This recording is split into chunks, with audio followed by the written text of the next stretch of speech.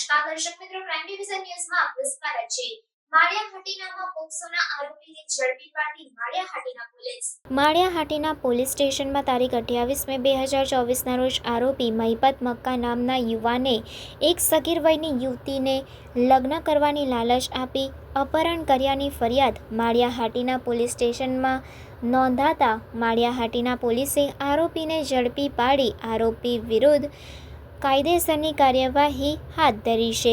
PI Sameer Mundra તેમજ Maliya Hatina PSI પી કે ગઢવી સહિત પોલીસ સ્ટાફ વધુ તપાસ ચલાવી રહ્યા છે।